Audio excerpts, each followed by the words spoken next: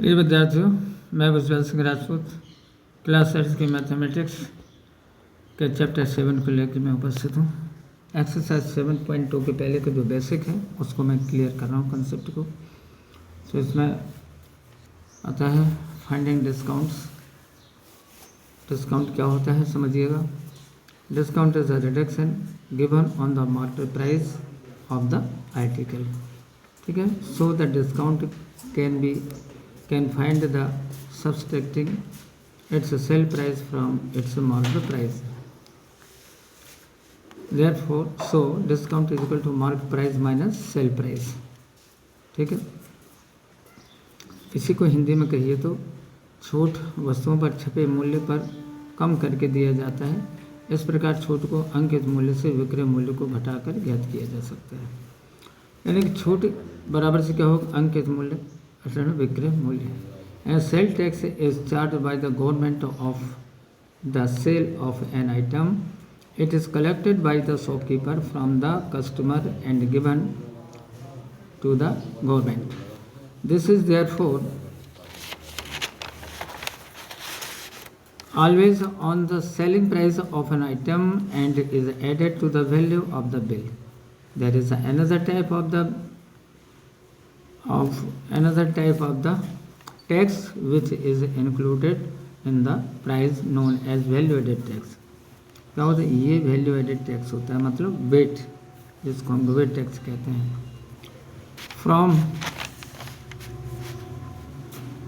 From July 1, 2017 government of India introduce GST which stands for goods and service tax which is levied on supply of goods और service और both, है ना। यानी किसी वस्तु पर बिक्री कर सेल टैक्स या ST सरकार द्वारा वसूला जाता है या दुकानदार द्वारा ग्राहक से लिया जाता है।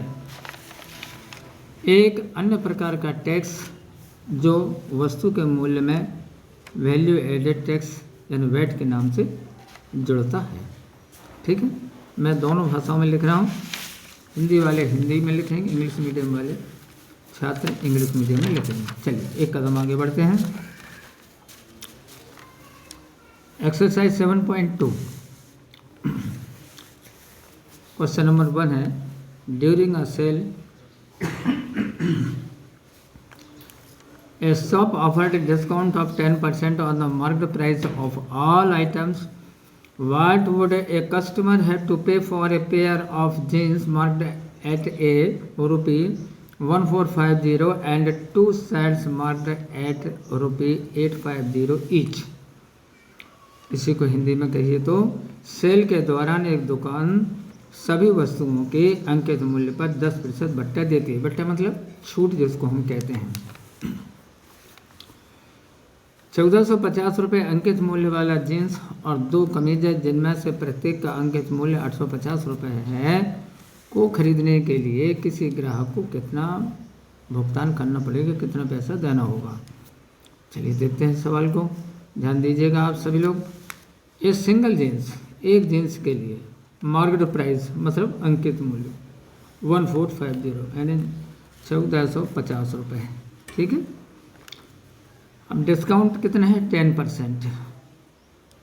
तो सबसे पहले हम 1450 का 10% निकालें, यानी 10% ऑफ 1450, 1450 का 10% कितना होगा, 145। ठीक है।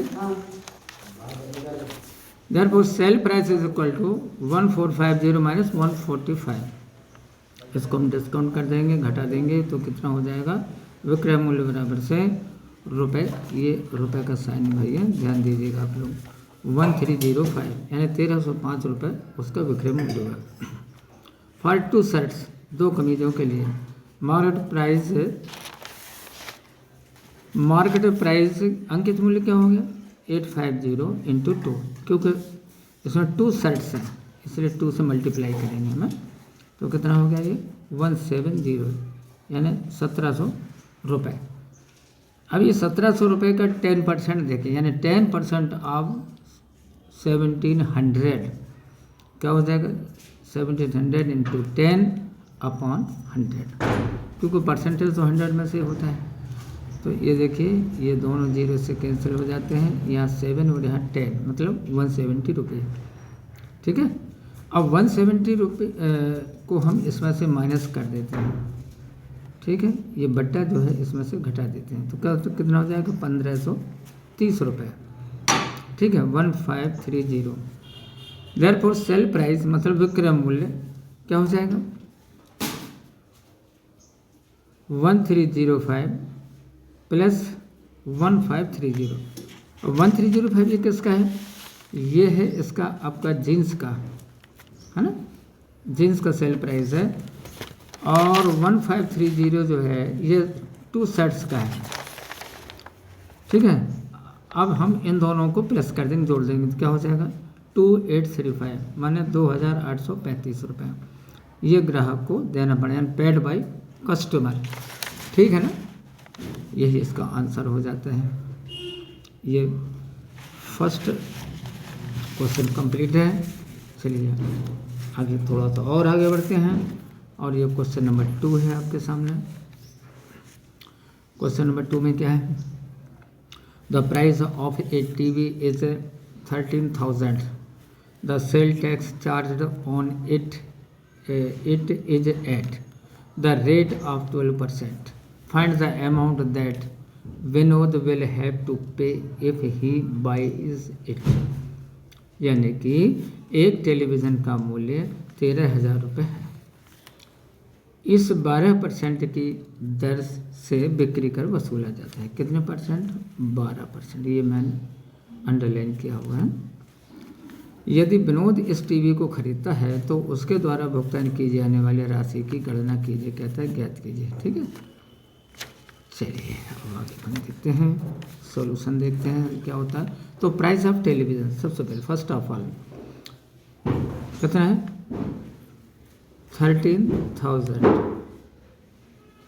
एक जीरो इसमें से मिस हो रहा था, 13,000 13,000 रुपये।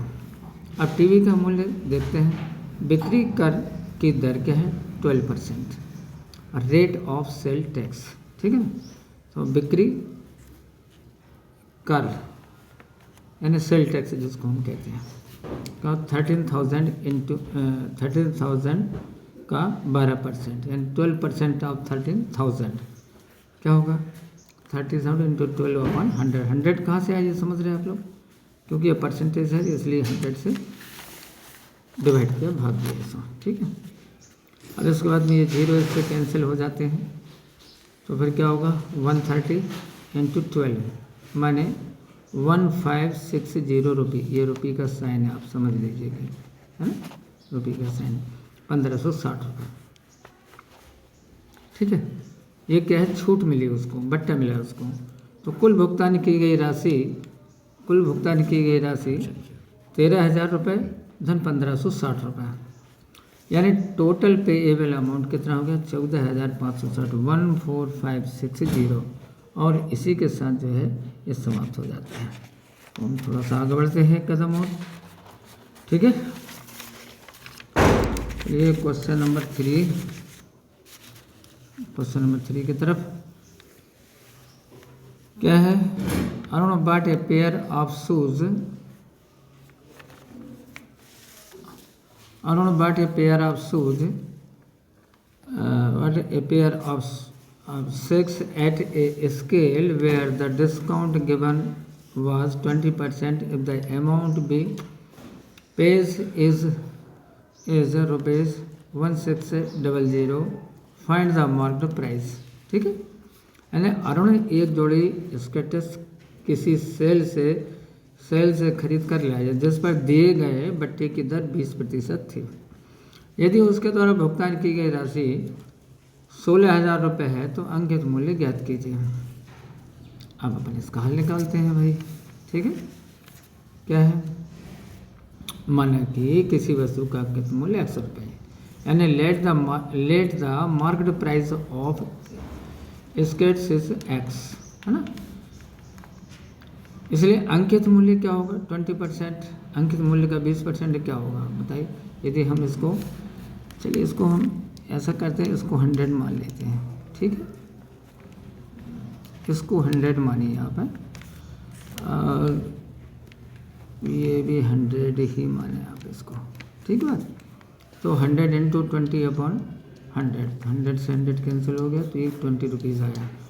अब विक्रय मूल्य क्या होगा, इज इक्वल टू अंकित मूल्य माइनस बट्टा, यानी sale price is equal to market price minus discount, यानी 100 माइनस 20 यानी 80। अब विक्रय मूल्य 80 रुपये है तो अंकित मूल्य 100 रुपये है, यानी now sale price 80 then market price 100, ठीक है। देयरफॉर यदि 1 रुपये हो तो सेल प्राइस क्या हो जाएगा 100 अपॉन 80, और यदि 16,000 हो तो 1600 हो तो 1600 रुपये, तो 100 इंटू 1600 अपॉन 80, और इसको हम कट कर देते हैं, तो ये 100 इंटू 20 माइनस 2000 रुपीज़ आता है, 2000 रुपये, मतलब प्राइस ऑफ ए स्टेट्स, ठीक है, प्राइस ऑफ ए स्टेट्स, समझ गए। और यही इसका आंसर हो जाता है। इसके बाद में आगे बढ़ते हैं अपन क्वेश्चन नंबर 4 की तरफ। Question number 4, I purchased hair dryer for a 5400 including 8% VAT, ठीक है ना, 8% वेट के साथ में। Find the price before VAT was added. मैंने एक हेयर ड्रायर 8% वेट से 5400 रुपये में खरीदा। वेट को जोड़ने से पहले का उसका मूल्य ज्ञात कीजिए कहते हैं। अब सोल्यूशन निकालते हैं अपन, ध्यान दीजिएगा आप लोग। माने कि हेयर ड्रायर का अंकित मूल्य 100 रुपये है, यानी let the marked price of hair dryer is x, therefore x रुपये पर 8% की दर से वेट क्या होगा 8/100 into x. VAT of x at 8% is equal to 8x/100, और हेयर ड्रायर का विक्रय मूल्य क्या हो जाएगा एक्स प्लस, इसमें जुड़ जाएगा, ध्यान रखिएगा आप यहाँ पर ना, एक्स प्लस 8x/100, ठीक है। तो क्या होगा, इसको अपन करते हैं। अब विक्रय मूल्य क्या है, सेल प्राइस 5400, यानी 5400 इक्वल टू, यहाँ इसको यदि हम प्लस करते इसके नीचे 1 सपोज कर लेते हैं, और ये 100x प्लस 8x मतलब 108x/100 हो जाएगा, ठीक है। अब हम x की वैल्यू फाइंड आउट करना चाहते हैं, इसको हम क्या करेंगे, चेंज द साइड करेंगे, साइड चेंज करेंगे। तो जिस मान को हमें निकालना है, फाइंड आउट करना, उसको हम लेफ्ट साइड में ले जाते हैं यहाँ पर, और क्या होता है 5400 इंटू 100/108 संख्या इसमें पलट जाएगी। अब क्या है, इसको काट दीजिएगा, कट करते हैं तो आपका था 200 इंटू 25, मतलब क्या हो जाएगा आपका, और 25 इंटू 2 मतलब 550 हो जाएगा, और 00 ये होगा। इस प्रकार से 5000 आ जाता है हेयर ड्रायर का अंकित मूल्य, marked price of hair dryer, और यही इस क्वेश्चन का आंसर होता है। चलिए लास्ट अंतिम इसका क्वेश्चन है नंबर 5 लास्ट है। An article was purchased for a 1239 including GST of 18%, देखिए 18% GST यहाँ पर है। Find the price of the article before GST was added, मतलब कोई वस्तु 18% GST के साथ सम्मिलित करने के बाद में 1239 रुपये में खरीदी गई। GST जोड़ने से पहले उस वस्तु का मूल्य ज्ञात करो कहता है, ये हमको करना है। चलिए इसके हल की तरफ बढ़ते हैं। Let original price of article is 100, मान लिया कि उसका वास्तविक मूल्य 100 रुपये है ना, ठीक है। GST 18% है, तो प्राइस आफ्टर GST इंक्लूडेड, यानी GST जुड़ने के बाद मूल्य क्या हो जाएगा 100 प्लस 18 रुपीज़, यानी उसमें 18 रुपये और जुड़ जाते हैं 100 रुपये पे, तो क्या हो जाएगा 118, यानी 118 रुपये, ठीक है। When selling price is 180 rupees then original price 100, यानी जब विक्रय मूल्य 118 रुपये होता है तो वास्तविक मूल्य 100 रुपये है। इसलिए जब विक्रय मूल्य 118 रुपये तो वास्तविक मूल्य क्या होगा, ये देखो 100, इसलिए 1239 यानी 1239 रुपये पर क्या होगा उसका ओरिजिनल मूल्य, तो 100 इंटू ये 1239 अपॉन 118 है ना, 118 रुपये। और इसको हम आपस में सॉल्व कर देते हैं तो 1050 रुपये आता है, 150 रुपीज़, ठीक है, 1050। और इसी के साथ ये एक्सरसाइज 7.2 का लास्ट यानी क्वेश्चन नंबर 5 सॉल्व हुआ। मिलते हैं अगले वीडियो में। आप खुश रहें, प्रसन्न रहें। Thank you.